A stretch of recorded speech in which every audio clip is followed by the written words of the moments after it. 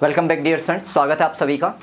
तो आज यहाँ पर हम उन टॉपिक को करने वाले जो हमारे जो मेन लाइव लेक्चर्स थे उनमें से कुछ टॉपिक हमने देखे थे जो कंप्लीट नहीं हो पाए थे। ठीक है, उन टॉपिक को हम यहाँ पर इस लेक्चर के अंदर कवर कर रहे हैं। ध्यान रखना स्टूडेंट्स, इन सभी स्टूडेंट यहाँ से सभी टॉपिक से क्वेश्चंस आते हैं, तो बिल्कुल आपको प्रॉपर तरीके से यहाँ पर कवर करना है, कुछ भी पार्ट छोड़ना नहीं है। ठीक है, तो कौन कौन से टॉपिक इस पूरे लेक्चर में हम देखने वाले, सबसे पहले कवर कर रहे हैं हम जो हमारा साइटोकाइनिन वाला टॉपिक था। ठीक है, ध्यान रखना है साइटोकाइनिन वाला टॉपिक भी पूरा नहीं हो पाया था उस दिन, थोड़ा सा डिस्टरबेंस था क्लास के अंदर, थोड़ी टेक्निकल प्रॉब्लम के कारण साइटोकाइनिन हमारा प्रॉब्लम यानी कि कंप्लीट नहीं हो पाया था। तो हम सबसे पहले साइटोकाइनिन को यहाँ पर कवर कर रहे हैं। ठीक है, ध्यान रखना है साइटोकाइनिन एक ऐसा टॉपिक है जहाँ से मतलब ये जो भी ग्रोथ हार्मोन वाले टॉपिक है हमारे, यहाँ से लगभग क्वेश्चन आते ही आते हैं। ठीक है, तो इस टॉपिक को आप बिल्कुल भी नहीं छोड़ सकते हैं, ध्यान रखना है। साइटोकाइनिन के बारे में काफ़ी सारी चीज़ें हमने कवर कर ली थी। ठीक है, अब हम वहीं से कंटिन्यू कर रहे हैं। जो भी स्टूडेंट ने लेक्चर ग्रोथ हार्मोन वाले लेक्चर देखे थे, उसका सेकंड वाला लेक्चर हमारा आधा हो पाया था, ज़्यादा कंप्लीट नहीं हो पाया था, तो उस जगह से आपको इस लेक्चर को कंप्लीट करना है। ठीक है, समझना है यहाँ पर जो साइटोकाइनिन वाला पार्ट है, ये जो हार्मोन है हमारा, नाम ही से ही पता चल रहा है क्या करता है एक्चुअल में। ये करवाता है, ध्यान रखना है, ये हमारी लगातार ग्रोथ करवाने का काम करता है। तो ठीक है, तो ये हार्मोन का मेन फंक्शन क्या होता है, लगातार ग्रोथ करवाना। थोड़ा सा कलर का कॉम्बिनेशन में सही ले लेता हूँ। ठीक है, थोड़ा कलर कॉम्बिनेशन आपको नहीं दिख रहा होगा। ठीक है, तो इस हार्मोन का लगातार ग्रोथ करवाना काम होता है, वृद्धि करवाता है। तो इस वजह से कौन सी जगह पर ये मेनली पाया जाता है, ऐसी जगह पर पाया जाता है जहाँ पर प्लांट में, जहाँ पर पादप में लगातार वृद्धि होती रहती है। तो कौन से प्लांट लगातार ग्रोथ करते हैं जनरली, जैसे कि मान लो कोई भी लीव्स वाले की हम पार्ट की बात कर ले, पत्तियों में लगातार ग्रोथ चलती रहती है, तो लीव्स वाली जगह पर ये पाया जाता है। कहाँ देखने को मिलेगा, बड पर देखने को मिलेगा। कोई से भी एपिकल बड की अगर हम बात करें तो एपिकल बड वाले पार्ट पर हमें देखने को मिलेगा। ठीक है, जहाँ पर लगातार वृद्धि होती है। पत्तियों में देखने को मिलेगा जो अक्षिक यानी कि हमारी सबसे ऊपर वाली कलिकाएँ जो होती हैं, अक्ष पर जो कलिकाएं होती हैं उन पर देखने को मिलेगा। उसके अलावा हमें जनरली और कहाँ पर देखने को मिलेगा, ग्रोविंग रीजन में देखने को मिलेगा, तो वृद्धि करते हुए भाग में देखने को मिलेगा, ग्रोविंग रीजन में हमें देखने को मिलेगा। मोस्टली ऐसी जगह पर ये हार्मोन हमें देखने को मिलता है। ठीक है, और याद रखना इसका मेन फंक्शन क्या है, ग्रोथ करवाना। क्यों, क्योंकि ये एक्चुअल में, ध्यान रखना एक्चुअल में सेल डिवीज़न ये करवाता है। एक्चुअल में क्या करता है, सेल डिवीज़न प्रमोटिंग हार्मोन हम कह सकते हैं। तो क्या कहेंगे इसको, कोशिका विभाजन को ये बढ़ावा देता है, सेल डिवीज़न को ये प्रमोट करने वाला हार्मोन है। तो साइटोकाइनिन क्या है, सेल डिवीज़न को प्रमोट करने वाला हार्मोन है। और इस वजह से जहाँ पर भी ये पाया जाएगा लगातार डिवीज़न करवाता रहता है। ठीक है, लगातार डिवीज़न करवाता रहता है। इसका मेन फंक्शन कहाँ पर हमें देखने को मिलता है, जैसे कि टिश्यू कल्चर है। ठीक है, आपसे क्वेश्चन अगर पूछा जाता है कि टिश्यू कल्चर में यानी कि संवर्धन, ऊतक संवर्धन जिसे हम कहते हैं। ठीक है, तो ध्यान रखना ऊतक संवर्धन के अंदर कौन सा हार्मोन उपयोग किया जाता है, साइटोकाइनिन का उपयोग करते हैं, बिल्कुल याद रख लेना है। ठीक है, ऊतक संवर्धन के अंदर हम साइटोकाइनिन हार्मोन का उपयोग करते हैं, क्योंकि ये हार्मोन ध्यान रखना लगातार वृद्धि करवाता है और ऐसे में टिश्यू कल्चर में भी यूज़ होता है। ठीक है, बिल्कुल याद रखेंगे। इसके मेन दो फंक्शन मैं आपको बताने वाला हूँ, जो कि इसमें मैक्सिमम क्वेश्चन पूछे जाते हैं। ध्यान रखना मैं ज़्यादा फंक्शन इसमें इसलिए नहीं बता रहा हूँ ताकि आपको ज़्यादा कोई भी प्रॉब्लम बाद में कन्फ्यूज़न ना हो, क्योंकि हार्मोन के कई सारे फंक्शन जो है एक जैसे होते हैं। ठीक है, थोड़े बहुत मिलते जुलते फंक्शन होते हैं, तो उनमें आपको बिल्कुल भी यहाँ पर कंफ्यूज नहीं होना है। आपने देखा था कि जो ऑक्सिन हार्मोन था, ऑक्सिन क्या करवाता था, एपिकल डोमिनेंस करवाता था। ठीक है, शीर्ष प्रभाविता जो करवाता था वो एपिकल डोमिनेंस करवाता था। तो ये उसके अपोजिट काम करता है, ये एपिकल डोमिनेंस को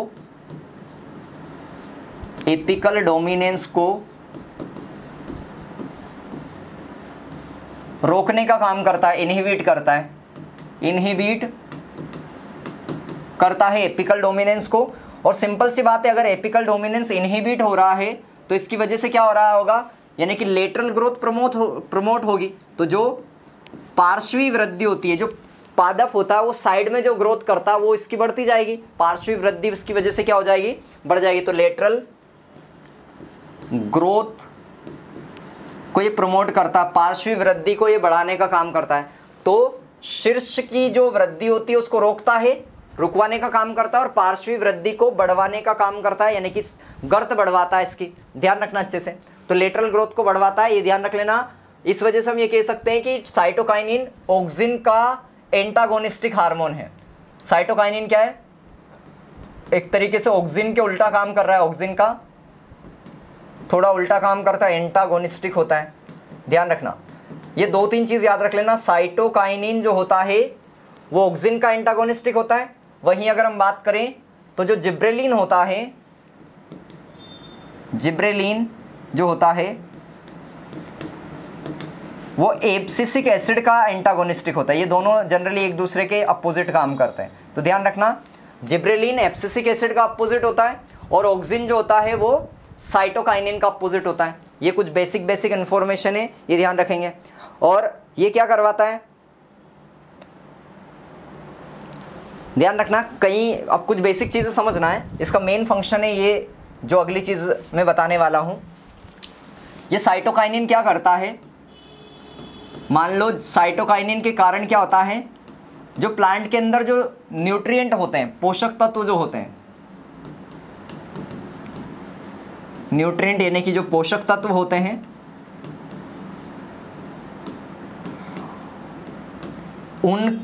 उनकी मोबिलिटी बढ़ जाती है। मोबिलिटी बढ़ने का मतलब क्या है, वो अधिक चलने लग जाते हैं, तो मोबिलिटी बढ़ जाती है, इंक्रीज हो जाती है, ध्यान रखना।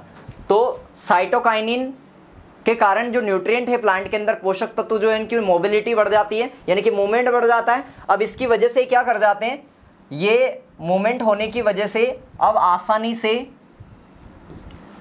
से प्लांट के डिफरेंट जगह पर पहुंच जाते हैं। मोबिलिटी बढ़ने के कारण रीच टू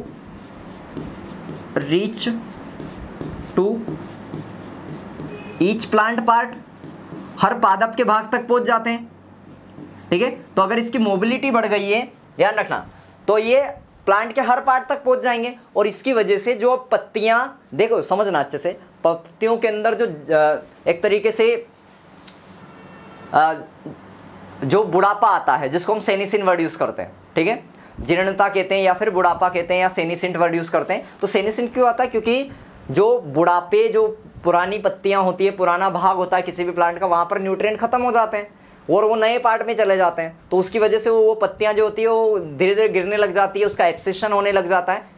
गिरने को क्या कहते हैं, एब्सेशन कहते हैं, ठीक है। तो ये क्या करवाता है, पुराने पार्ट को, क्योंकि यहाँ पर लगातार न्यूट्रिएंट पहुंच रहे होते हैं, इस वजह से यहाँ पर ये सेनिसिन को डिले करता है, ध्यान रखना है। ये डिले करता है सेनिसिन को, तो प्लांट के सेनिसिन को डिले करने का काम करता है, ध्यान रखना अच्छे से। यानी कि जीर्णता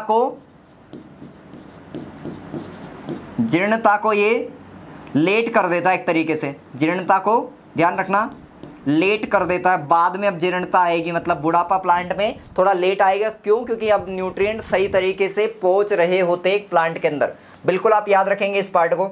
अब अगली इंपॉर्टेंट चीज़ ये ध्यान रखना है, कई सारे न्यूट्रिएंट ऐसे होते हैं, अब यहाँ पर क्योंकि न्यूट्रिएंट के बारे में मैंने बताया तो कुछ चीज़ें याद रख सकते हैं। कौन कौन से होते हैं, जो इमोबाइल न्यूट्रिएंट होते हैं।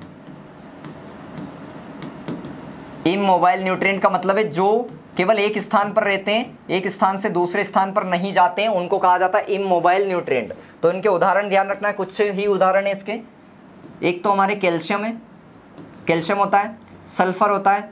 तो कैल्शियम और सल्फर केवल एक ही जगह पर रहते हैं, ये जनरली मूवमेंट नहीं करते प्लांट के अंदर, ठीक है। तो ये इमोबाइल न्यूट्रिएंट होते हैं, ठीक है। जबकि अगर हम बात करें मोबाइल की, मोबाइल का मतलब क्या है, जो एक स्थान से दूसरे स्थान पर आसानी से चले जाते हैं। तो मोबाइल पोषक तत्व कौन से होते हैं, मोबाइल न्यूट्रिएंट कौन से होते हैं, इसके एग्जाम्पल याद रखना। मैक्सिमम कई सारे मोबाइल ही होते हैं, मैक्सिमम तो किन किन की हम बात कर सकते हैं। यहाँ पर जैसे आप ले लीजिए नाइट्रोजन को ले लीजिए, कलर कॉम्बिनेशन सही नहीं मिल रहा आज, तो नाइट्रोजन को ले लीजिए, ठीक है। उसके अलावा आप किसी और को ले लीजिए, क्लोराइड आयन से वो भी मूवमेंट करते हैं, आयरन जो है वो भी मूवमेंट करता है, तो नाइट्रोजन है, क्लोराइड है, आयरन है, ठीक है, कॉपर है, मैंगनीज है, बाकी ये सब क्या करते हैं, मूवमेंट करते हैं, ठीक है। तो ये सभी कैसे होते हैं, मोबाइल नेचर के होते हैं, ध्यान रखना अच्छे से। तो इमोबाइल और मोबाइल अच्छे से याद रखेंगे, क्लियर है। तो जो साइटोकाइनिन वाला पार्ट है इसमें आपको इतनी चीज़ें बिल्कुल ध्यान रखनी है, क्योंकि यहाँ से क्वेश्चन बिल्कुल आता है आपके, ठीक है।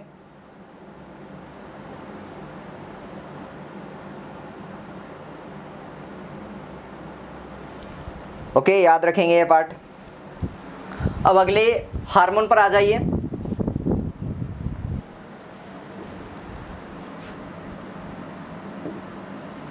अगला ध्यान रखना आपको, इथिलीन,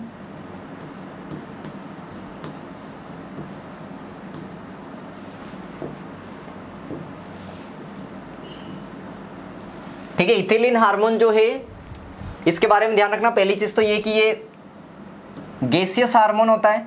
इथिलीन के बारे में क्या याद रखना आपको, ये गैसियस हार्मोन होता है। अगली इंपॉर्टेंट चीज क्या ध्यान रखनी है कि ये दोनों तरीके की, यानी कि ये एक्चुअल में प्रमोटर भी होता है, जो कि ग्रोथ को बढ़ाने का काम करता है, जो वृद्धि को बढ़ाता है उसको हम कहते हैं प्रमोटर। तो प्रमोटर की तरह भी काम करता है एंड इनहिबिटर की तरह भी काम करता है, यानी कि संदमक भी की तरह भी काम करता है। तो वृद्धि का ये संदमक भी होता है, रोकने का काम भी करता है। तो ग्रोथ का प्रमोटर भी है और इनहिबिटर भी है, बिल्कुल याद रखना, ठीक है। इसके बारे में मेन चीज़ें क्या याद रखनी है, मेनली ये ध्यान रखना है ये कौन कौन सी जगह पर हमें देखने को मिलेगा प्लांट के अंदर। तो मेनली प्लांट में कहाँ पर पाया जाता है, ये अधिकतर ध्यान रखना ऐसी जगह पर पाया जाता है। ऐसी जगह पर ये बनता है जहाँ पर प्लांट में जो प्लांट जैसे कि सेनिसिंट इस जगह पर, तो सेनिसिंट रीजन पे, जहाँ पर पेड़ का पार्ट जहाँ पर ज़्यादा एक तरीके से हम ये कह सकते हैं कि जीर्णता आ चुकी है जिस पर, ठीक है, जो सेनिसेंट रीजन हो चुका है, जो बूढ़ा हो चुका है, हम बुढ़ापा वर्ड यूज़ कर सकते हैं सेनिसेंट के लिए। तो वहाँ पर मेनली ये हमें देखने को मिलता है इथिलीन। या इसके अलावा क्या देखने को मिलता है, कोई भी रिपनिंग फ्रूट्स, जो फ्रूट्स क्या हो रहे हैं, पक रहे हैं, ऐसी जगह पर हमें ये देखने को मिलेगा। तो रिपनिंग फ्रूट्स में या फिर सेनिसेंट रीजन में, यानी कि जीर्णता वाले भाग में प्लांट में हमें इथिलीन देखने को मिलता है, याद रखेंगे बिल्कुल। अगली इंपॉर्टेंट चीज़ यह ध्यान रखनी है कि ये जो इथिलीन है हमारा, याद रखना इसके बारे में, ये क्या करवाता है प्लांट में, कई सारे काम करवाता है ये, ठीक है। जैसे कि एक प्लांट की हॉरिजॉन्टल ग्रोथ करवाता है, ये प्लांट की हॉरिजॉन्टल ग्रोथ करवाता है। हॉरिजॉन्टल ग्रोथ का मतलब क्या है, इधर की तरफ इस तरीके से वर्टिकल सीधा ना करवा के ये साइड में प्लांट को ग्रोथ करवाता है, साइड में वृद्धि करवाता है, इसलिए हम क्या कह रहे हैं, ये हॉरिजॉन्टल ग्रोथ करवाता है प्लांट की, बिल्कुल याद रखेंगे। और साथ में ही अधिकतर जो डाइकोट प्लांट होते हैं, डाइकोट प्लांट की ग्रोथ अधिकतर ये करवाता है। तो डाइकोट प्लांट की ग्रोथ में ज़्यादा इंपॉर्टेंट रोल प्ले करता है। इसके कई सारे फंक्शन हैं इसके, ठीक है। जैसे कि मेन फंक्शन क्या है, एक तो प्लांट के अंदर ये फीमेल कैरेक्टर प्रोवाइड करता है, तो फीमेलनेस लाता है प्लांट के अंदर। प्लांट के अंदर क्या लाता है, मादा लक्षण को बढ़ावा देता है, तो फीमेलनेस लाता है प्लांट के अंदर, ध्यान रख लेना। तो इथिलीन क्या करता है, प्लांट के अंदर फीमेलनेस लाता है। और ध्यान रखना क्योंकि ऑक्सिन भी लाता है फीमेलनेस, तो कभी कभी अगर क्वेश्चन में अगर आपको ऑक्सिन भी मिलता है तो वो भी सही आंसर होगा, क्योंकि एक्चुअल में फीमेल कैरेक्टर जो है वो ऑक्सिन भी प्रोवाइड करने का काम करता है, बिल्कुल आप याद रखेंगे। इसके अलावा और चीज़ आप ध्यान रखेंगे, इसका मेन फंक्शन क्या है, मेन फंक्शन है फ्रूट को पकाना। तो फ्रूट जो है रिपन होते हैं, पकते हैं, ड्यू टू इथिलीन। तो ध्यान रखना इथिलीन के कारण फल जो है वो पक जाते हैं।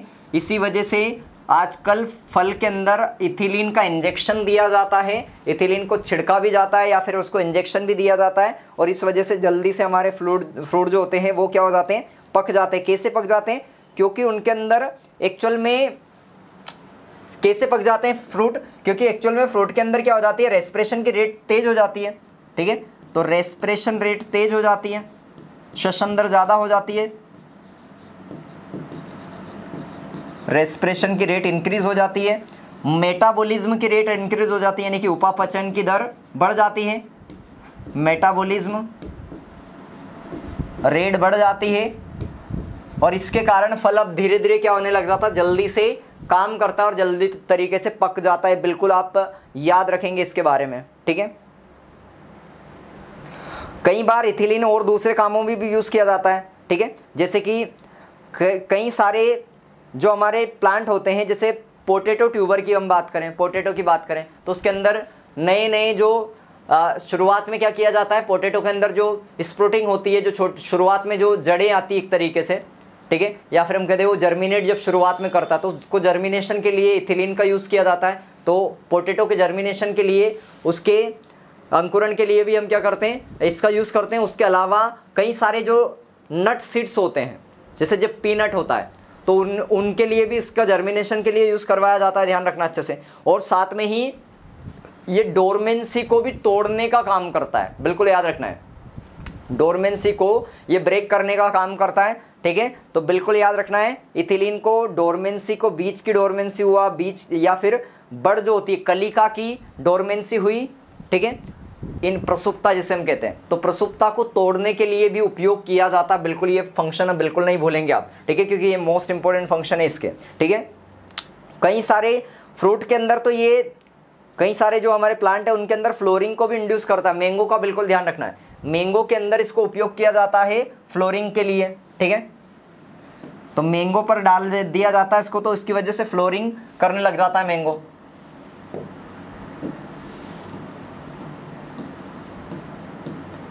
मैंगो में यानी कि आम के अंदर ये फ्लोरिंग को इंड्यूस करता है, पुष्पन को बढ़ावा देता है, ध्यान रखना है, पुष्पन को बढ़ावा देता है, फ्लोरिंग को इंड्यूस करता है, याद रखना है। तो इंक्रीज कर देता है एक तरीके से फ्लोरिंग को, बिल्कुल आप याद रखेंगे। ठीक है, तो ये इसके मेन फंक्शन है, बिल्कुल भी आप ध्यान रखेंगे। अगर आपसे क्वेश्चन आता है कि कौन सी जगह पर हमारा इथिलीन मिलेगा, तो ऐसे जगह पर जहाँ पर लगातार फल वगैरह पक रहे होंगे, ठीक है, ऐसी जगह पर हमें इथिलीन देखने को मिलेगा। ठीक है, और इथिलीन मोस्टली जो है हमें एक्चुअल में ध्यान रख लेना, एक केमिकल है इथेफोन। इथेफोन जो है वो क्या करवाता है, इथिलीन को स्लोली रिलीज करवाने का काम करता है। हालांकि ये याद रख सकते हो, पर ठीक है ध्यान रख सकते हैं। ठीक है, इसमें कई सारे और भी चीज़ें हैं, पर हम लिमिटेड यहाँ पर देख रहे हैं जितना आपके एग्जाम में अभी इसके बारे में थोड़ा बहुत पूछा जाता है। ठीक है, उसके बाद अगली हेडिंग डालना है आपको,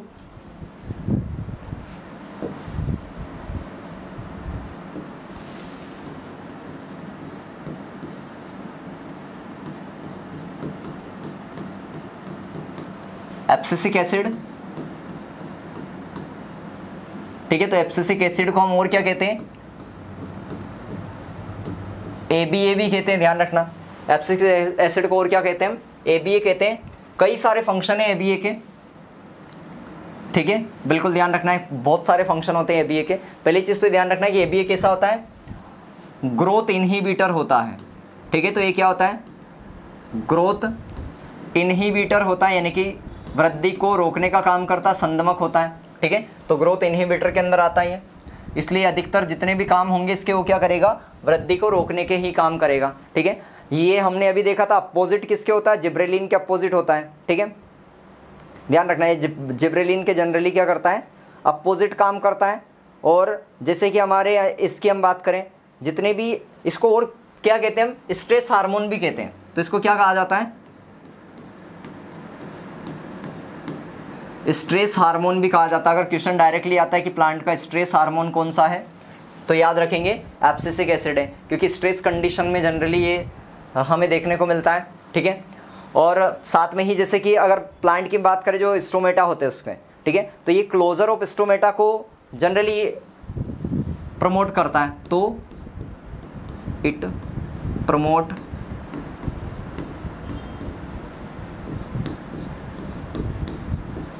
क्लोजर ऑफ स्टोमेटा, तो रंध्र के बंद होने को ये बढ़ावा देता, प्रमोट करने का काम करता है, बिल्कुल ध्यान रखना है। तो एब्सिसिक एसिड क्या करता है, ग्रोथ इनहिबिटर होता है, स्ट्रेस हार्मोन होता है। ये एब्सिसिक एसिड जो है ये एक्चुअल में ये भी करवाता है, स्ट्रेस हार्मोन की तरह काम कर रहा है, और इस वजह से एक्चुअल में क्या करता है, रोकने का काम करता है, ग्रोथ को रोकने का काम करता है, बिल्कुल आप याद रखेंगे। और ये जिब्रेलिन के एंटागोनिस्टिक काम करता है, बिल्कुल ध्यान रखेंगे ये भी।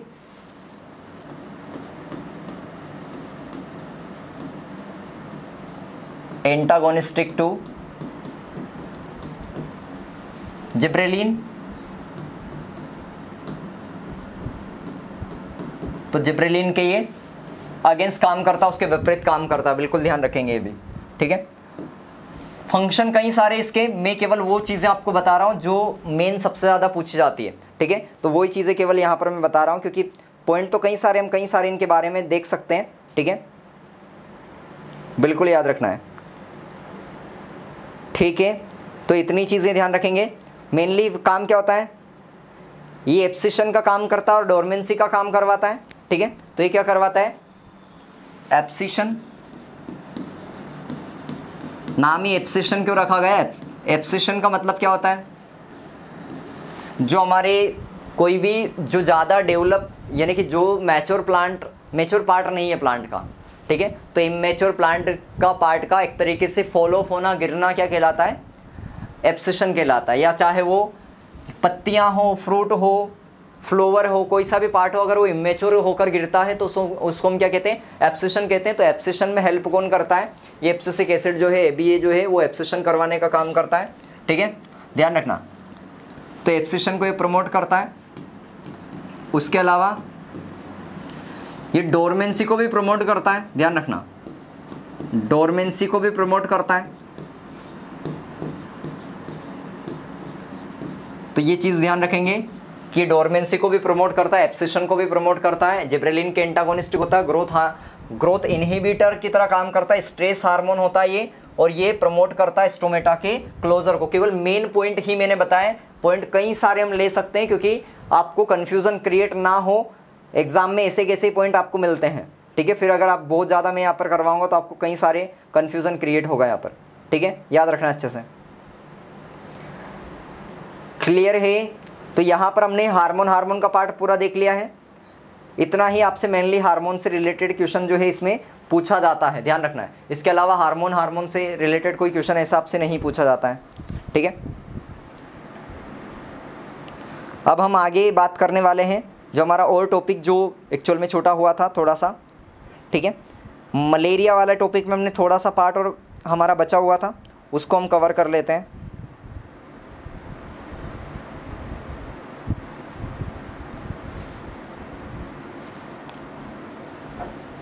ठीक है, याद रखना है आपको, मलेरिया के हमने 4 टाइप्स देखे थे, ठीक है, मलेरिया के हमने 4 टाइप्स देख लिए थे। पिछले जो मलेरिया वाला टॉपिक था हमारा, उसमें हमने देखा था कि 4 डिफरेंट प्लाज्मोडियम की जो स्पेसीज होती है उनके कारण 4 डिफरेंट टाइप्स के मलेरिया होते हैं। जैसे हमने देखा था कि प्लाज्मोडियम वाइवेक्स होता है, ठीक है, प्लाज्मोडियम फैल्सिपेरम होता है, प्लाज्मोडियम हमारा ओवेल होता है, ठीक है, और प्लाज्मोडियम मलेरिया होती है। 4 डिफरेंट टाइप्स के प्लाज्मोडियम होते हैं और उनके वजह से 4 अलग अलग तरीके के मलेरिया होते हैं। उसमें हमने वो भी देखा था कि उसमें सिम्टम्स भी हमें अलग अलग देखने को मिलता है, ठीक है, और उनका एक्चुअल में इंक्यूबेशन पीरियड भी अलग अलग हो सकता है, ठीक है। और इनमें से सबसे डेंजरस मलेरिया कौन सा होता है, ध्यान रखना अच्छे से, जो हमारा ट्रॉपिकल मलेरिया होता है, ठीक है, जिसको हम ये भी कह सकते हैं कि एक्चुअल में जो प्लाज्मोडियम फैल्सिपेरम के कारण जो मलेरिया होता है वो सबसे डेंजरस मलेरिया होता है, क्योंकि उसमें एक्चुअल में जो कोई भी ह्यूमन है उसकी डेथ भी हो सकती है ऐसे मलेरिया के अंदर, ठीक है। तो यहाँ पर ध्यान रखना है, इन मलेरिया से बचने के लिए क्या क्या काम किए गए हैं, क्या गवर्नमेंट ने कोई ऐसा प्रोग्राम स्टार्ट किया है, तो बिल्कुल आपको ध्यान रखना है, मलेरिया से बचने के लिए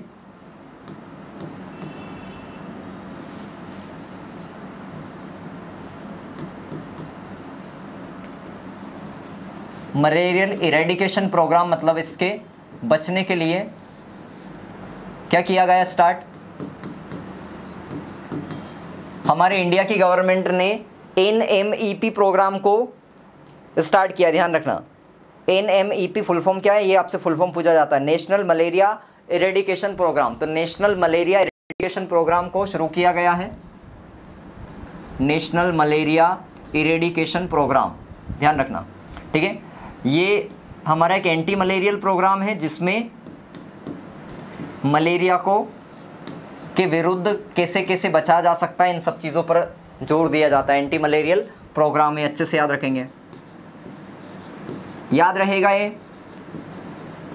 ठीक है। तो NMEP का फुल फॉर्म क्या? नेशनल मलेरिया इरेडिकेशन प्रोग्राम, इसका नाम लिख सकते हैं, ठीक है।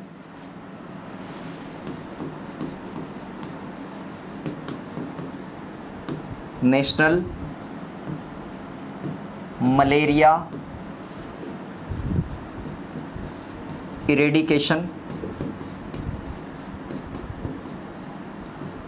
प्रोग्राम, ठीक है।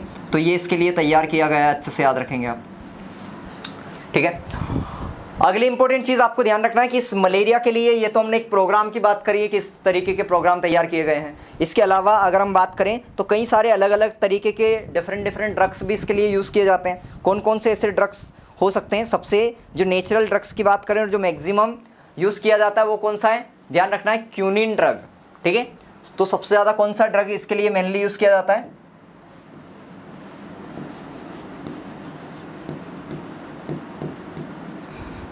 क्यूनिन ड्रग को यूज़ करते हैं। आपसे पूछा जाता है क्यूनिन ड्रग मिलता कहाँ से है, तो इसका बिल्कुल ध्यान रखेंगे आप। तो कहाँ से मिलता है? ये मिलता है सिंचोना ट्री के बार्क से, ठीक है। तो बार्क ऑफ सिंचोना ट्री, तो जो सिंचोना पादप है उसकी छाल से मिलता है, बार्क से मिलता है सिंचोना ट्री की। तो ये ध्यान रखेंगे बिल्कुल, सिंचोना ट्री की छाल से हमें मिलता है। कई सारे तरीके के अलग अलग ड्रग्स जो है वो आज के टाइम पर इसके लिए तैयार किए गए हैं, ठीक है। उनमें से मोस्ट इफेक्टिव कौन सा ड्रग माना जाता है? डेरा प्राइम माना जाता है, ध्यान रखना। डेरा प्राइम जो है उनमें से सबसे मोस्ट इफेक्टिव ड्रग माना जाता है, तो ध्यान रखना है। ये चीज़ें हो गई। देखिए इधर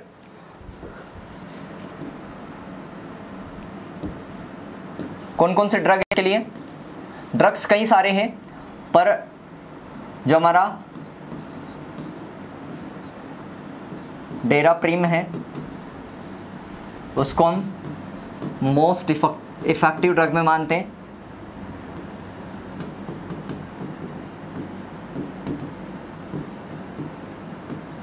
ठीक है। और इसके अलावा कई सारे ड्रग यूज़ किए जाते हैं, जैसे मेफ्लोक्यून किया जाता है, ठीक है। तो मेफ्लोक्यून किया जाता है, ठीक है। अगर हम और देखें तो क्लोरोक्यूनिन किया जाता है, क्लोरोक्यूनिन, ठीक है। तो जिस तरीके से हमने क्यूनिन देखा था इस तरीके से क्लोरोक्यूनिन भी एक ड्रग है इसके लिए। केमोक्यून है, केमोप्राइमा है, पेलोड्रीन है, कई सारे ड्रग है, ठीक है। ध्यान रखना अच्छे से, तो बिल्कुल आपको याद रखना है, ठीक है। और क्या याद रखेंगे? पेलोड्रीन भी एक पॉपुलर ड्रग है इसका। एक सल्फर का ड्रग है, जो सल्फर कंटेनिंग ड्रग जो काफ़ी ज़्यादा पॉपुलर है, डेप्सोन, ठीक है। तो वो भी ध्यान रखेंगे। डेप्सोन ड्रग जो है इसमें सल्फर पाया जाता है, सल्फर कंटेनिंग ड्रग है, ठीक है। तो ये भी आप याद रखेंगे, ठीक है। तो अलग अलग तरीके के ड्रग को इनके लिए यूज़ किया जाता है मलेरिया के लिए, ठीक है। मलेरिया से बचने की सिंपल से तरीके क्या हैं? ध्यान रखना है, मलेरिया से कैसे बचा जा सकता है, कौन कौन से वो सिंपल तरीके जिनसे हम मलेरिया को से बच सकते हैं। पहली चीज़ तो ये नॉर्मल जो तरीके हैं वो तो आपको ध्यान रखना ही है, पर अगर हम बात करें कि जो मलेरिया के मॉस्किटो है, ठीक है, आप नॉर्मल तरीके से कैसे बच सकते हैं, जैसे कि आप सिंपल सी बात है, पानी को इकट्ठा ना होने दें आसपास, तो मच्छर को ना फैलने दें, इस तरीके से मलेरिया से बचा जा सकता है। तो सिंपल सी बात है, अगर मच्छर नहीं काटेंगे तो मलेरिया नहीं फैलेगा। तो एक तो तरीका ये है, ज़्यादा पानी को इकट्ठा भरा ना रहने दें, ठीक है, ये सिंपल सी चीज़ हमने देख ली, ठीक है। गंदगी ना फैलाए ज़्यादा ताकि मच्छर ना आए, ठीक है, ये सिंपल सा तरीका आप अपना सकते हैं। उसके अलावा और क्या कर सकते हैं? आप अगर मान लो सोते टाइम क्या कर सकें, पूरी तरीके से दरवाजे वगैरह बंद करें ताकि जो मच्छर ना आ पाए, या फिर आप मच्छरदानी का यूज़ कर सकते हैं। ठीक है, तो मच्छरदानी बिल्कुल आप यूज़ कर सकते हैं। ठीक है, ये एक तरीका है।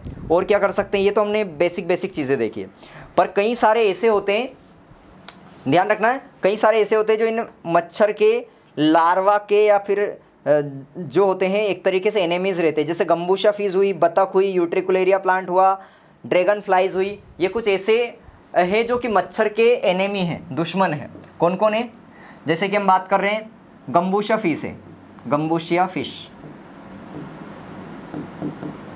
तो गंबूशिया फिश क्या होती है, उसको अगर पानी में डाल देंगे तो वहाँ पर सिंपल सी बात है आसपास मच्छर नहीं होंगे क्योंकि उनके लार्वा को खा जाती हैं। तो गंबूशा फिश की हम बात करें।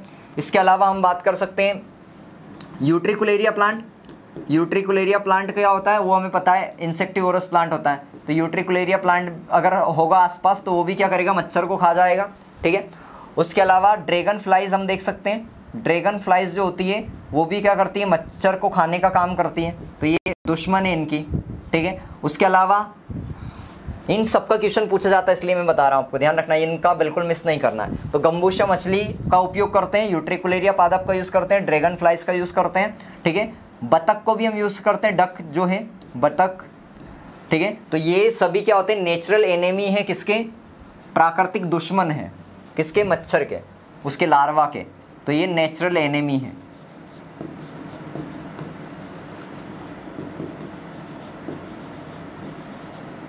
ठीक है, ध्यान रखना है बिल्कुल। तो ये यहाँ पर हमने इंपॉर्टेंट चीज़ें कवर करी है। ठीक है, यहाँ पर वो चीज़ें हमने कवर की है जो हमारे उन टॉपिक के अंदर कुछ चीज़ें छूट गई थी। ठीक है, तो ध्यान रखना, यहाँ से आपसे क्वेश्चन बिल्कुल पूछा जा सकता है, तो इसलिए इस पार्ट को बिल्कुल भी आपको छोड़ना नहीं है। उस अगर ये बीच में से आप देख रहे हैं तो हो सकता है कुछ चीज़ें आपको आधी अधूरी लगी होगी, समझ में नहीं आएगी, तो आप प्लेलिस्ट में जाए, यहाँ पर जीकेएम के अंदर जो प्लेलिस्ट है उसमें जाए, और प्लेलिस्ट में जाकर आप देख सकते हैं जो हमारे अलग अलग वीडियोज़ हैं, उसमें आप देख लीजिए ये कौन से पार्ट का है। एक तो हमारे 2 पार्ट का हमने लिया है एक्चुअल में, एक तो पीजीआर का लिया प्लांट ग्रोथ हार्मोन वाले पार्ट में या रेगुलेटर वाले पार्ट से, और एक हमने मलेरिया टॉपिक जो लिया था उससे लिया है। तो आई होप कि आपको ये लेक्चर जो है वो अच्छा लगा होगा। मिलते हैं नेक्स्ट इंपॉर्टेंट लेक्चर में।